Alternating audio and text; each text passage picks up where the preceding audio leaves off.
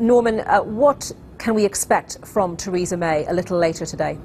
Well, I think Mrs May will set out some of the precautions that have been put in place, but I expect much of the debate may be focused on some of the arguments now swirling around about the security issues raised by the terrorist attack. In particular, there's been controversy and criticism of remarks by the UKIP leader Nigel Farage, who suggested last night and this morning, and I quote, that free movement of people means free movement of Kalashnikovs. Now, one Conservative MP, Peter Bottomley, has already put down a motion criticising those comments as inappropriate. Mr Farage joins me now. Do you regret that remark? Well, let's get this right. I said this in December in the European Parliament, a few weeks after the attacks on Paris, that the free movement of people, lovely idea when everything's going swimmingly, but has actually become the means by which weapons, terrorists and criminal gangs can move around Europe completely uninterrupted. And let's just remind ourselves that those Kalashnikovs that we used in the Paris attacks had come by car through several countries from Berlin. Now, Peter Bottomley, choosing to attack the messenger, if you like, well, I hope he's going to include Michael Howard in this too, because Michael Howard made some pretty tough comments yesterday as well. Well, Michael Howard was actually quoting, I think, a former head of Europol. Isn't the issue with your comments not whether you were right or wrong on security, but the timing of your comments in the immediate aftermath of an atrocity? Well, I said them in December. I said them 3 weeks... You said them last night and this... I heard you saying them this morning. Well, once you've said something, you can't unsay it. You know, why would you repeat those sort of inflammatory comments when more than 30 people have been killed? Because they're right. And don't think for one moment that it's just the Brexit side talking about this issue with reference to the referendum. We've had European leader after European leader in the last 24 hours saying this proves the need for European solidarity and for more integration. Name me one other British politician from another party who has made any sort of comment like the one you have. Well, Michael Howard. No, he didn't. He was quoting the former head of Europol. Well, they were not his comments. I could have gone further. You're right. I should have quoted actually the boss of Europol, who said 2 weeks ago that he now believes there are up to 5,000 jihadi terrorists who've come into Europe posing as migrants. I could have said that, and that would have been a lot tougher.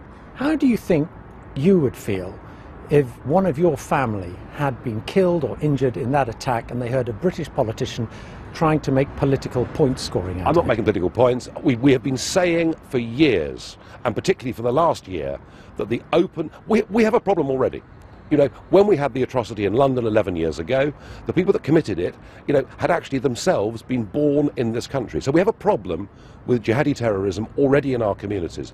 The point that I'm making is that to open up the door to unlimited numbers of people, as Angela Merkel did last year, has brought thousands more potential terrorists into Europe, and because of the Schengen zone, they can, with bombs or guns, freely travel around the whole of Europe. And I think the EU needs a serious reassessment of that. No one is saying there can't be an argument about security.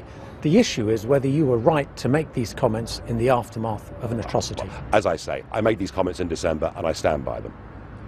How will the Schengen arrangement and question marks about Schengen have any impact here? Because, as you know, we're not in Schengen. Mercifully, we're not. We are just that little bit removed from the problem, but we're still part of it, because you see what's happening at Calais, you see what is happening at Dunkirk, and you realise that illegally people are still getting into Britain. I think the real issue longer term is that all the people that came into Germany last year will, within a few short years, have German passports, EU passports, and then be free to come to Britain. So, you know, not directly, but indirectly, we are linked to this, and I think the argument that by controlling our borders that we'd be a safer country is pretty clear. How do you respond, though, to the argument of people like Theresa May that by being able to share intelligence, by having the European arrest warrant, actually our security is enhanced by being part of the EU? Well, the European arrest warrant is an abomination.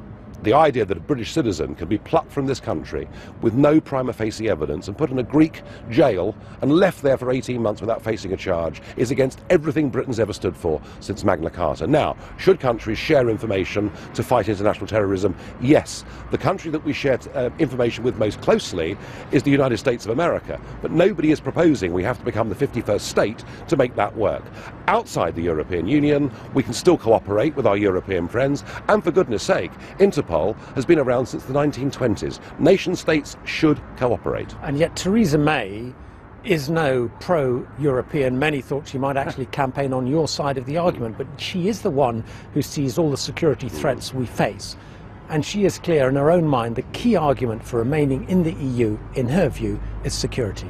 Theresa May has never made a Eurosceptic comment in her life other than a Conservative conference speech to cheer the masses, to say we must take back control of her borders, and then in the referendum support the very opposite. She's doing her job, she's backing the Prime Minister. The establishment of this country want us to remain in the European Union.